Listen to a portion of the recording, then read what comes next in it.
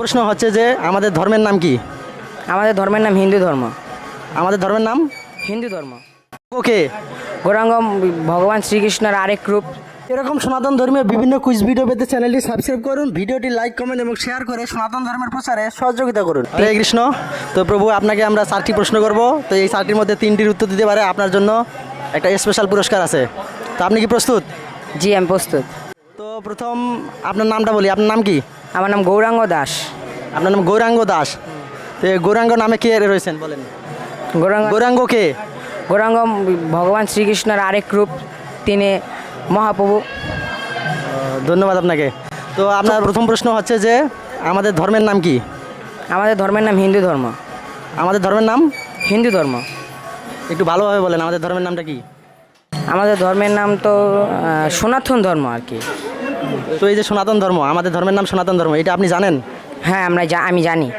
তো প্রথমে হিন্দু ধর্ম বললেন কেন? কারণ আমরা তো সবসময় বইয়ের উপরে সবসময় দেখছি যে হিন্দু ধর্ম নৈতিক শিক্ষা লেখা থাকে, এই কারণে আর কি আমি বলছি হিন্দু ধর্ম। তো তারপরে আপনি সঠিক উত্তর দিয়েছেন, আমাদের ধর্মের নাম হচ্ছে সনাতন ধর্ম।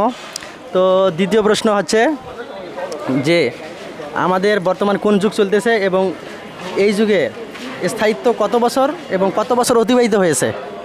এই যুগের নাম বর্তমান কলিযুগ।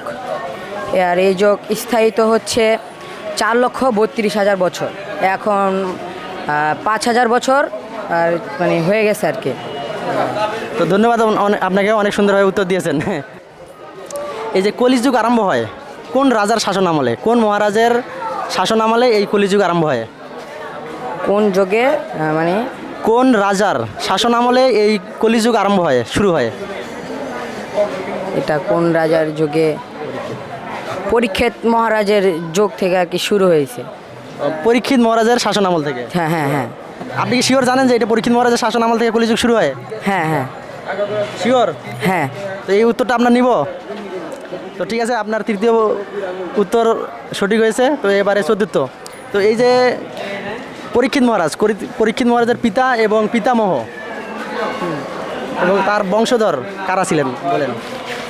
পরীক্ষিত মহারাজের পিতার নাম হচ্ছে অভিমন্যু, আর তার পিতামহর নাম হচ্ছে অর্জুন। অর্থাৎ তার বংশধর হচ্ছে কুরু বংশ থেকে পরীক্ষিত মহারাজ আসছেন, তাই তো? পাণ্ডু বংশ থেকে না? ওই যে কুরু বংশ, অর্থাৎ হ্যাঁ কুরুরাই তো পাণ্ডব।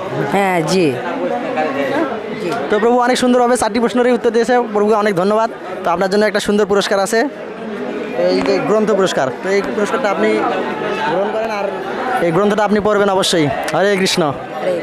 তো এই গ্রন্থ পুরস্কার পেয়ে আপনি খুশি? হ্যাঁ, আমি খুশি। গ্রন্থ কি পড়েন আপনি? হ্যাঁ, আমি গ্রন্থ পড়ি। তো ঠিক আছে, ধন্যবাদ আপনাকে। হরে কৃষ্ণ।